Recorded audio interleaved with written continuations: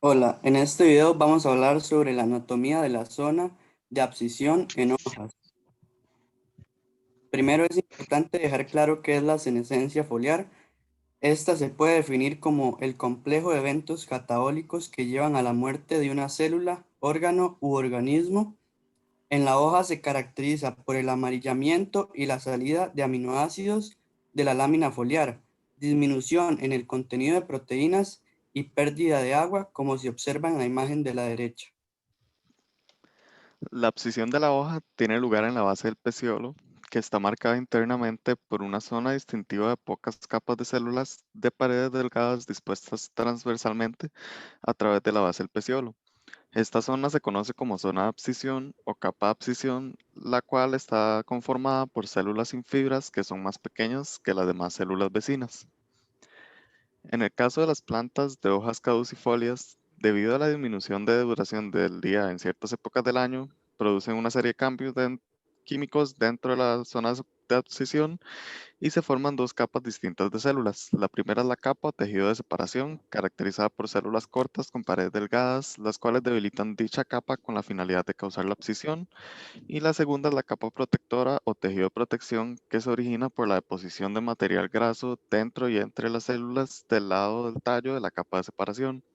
Al caer la hoja, esta zona que se observa es la tan llamada cicatriz foliar, y si se observa más de cerca, los puntitos que se observan son las cicatrices.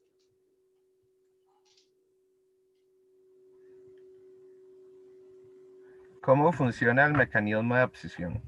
La abscisión foliar ocurre gracias a la intervención de tejidos especializados que constituyen una zona de abscisión localizada en la base de la hoja, a menudo visible exteriormente como una constricción anular. Esto se veía en la imagen anterior. Este mecanismo se va a dividir en dos capas superpuestas. Una va a ser la capa de abscisión o separación, que se va a encontrar hacia la hoja, y una capa protectora suberosa que va a estar hacia el tallo. Capa de abscisión. Es una capa de laminillas medias y a menudo las paredes primarias de las células se van a gelificar de manera que las células ya no están soldadas entre sí y esto va a causar que se separen. Las hojas van a quedar sostenidas solamente por los haces vasculares y que posteriormente van a ser obstruidos por las tílides y van a caer. Capa protectora. En esta capa las paredes celulares se van a impregnar de suberina y forman un suber cicatrical que protege la cicatriz dejada sobre el tallo por la caída de la hoja.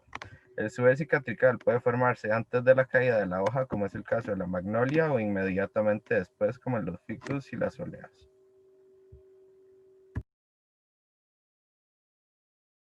La función anatómica de la zona de abscisión en hojas. Esta abscisión es producida para deshacer un órgano que ya no es necesario. En este caso, produce la caída de las hojas. Será las precauciones de las plantas para evitar que patógenos invasores vayan a entrar por la herida que dejan las hojas al caer. En ocasiones, las hojas mueren al mismo tiempo que el resto del organismo. Este proceso se puede observar en las plantas anuales. Sin embargo, algunas de ellas pueden morir precozmente. Al mismo tiempo, en las plantas leñosas, la defoliación de las hojas es periódicamente y muy compleja. Se produce en la mayoría de las especies por un mecanismo de abscisión.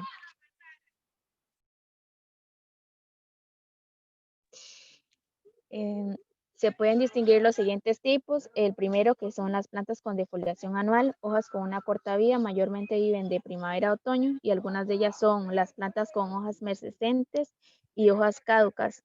Y la segunda, que son plantas con follaje persistente, por ejemplo, los pinos silvestres, sus hojas viven varios años, de entre 2 a 5, y son siempre verdes y se renuevan parcialmente cada año. En los pinos silvestres, la abscisión es una adaptación que sirve para eliminar hojas seniles. La abscisión es un proceso de separación celular localizada en unas pocas capas de células de la estructura que une el órgano al eje de la planta. El control hormonal de la abscisión en la hoja forma parte de un sistema en el que es determinante el balance de auxinia-etileno en la zona de abscisión. Al disminuir la síntesis de auxinas en una hoja cuando envejece, la zona de abscisión se vuelve sensible al etileno y el proceso de abscisión se pone en marcha.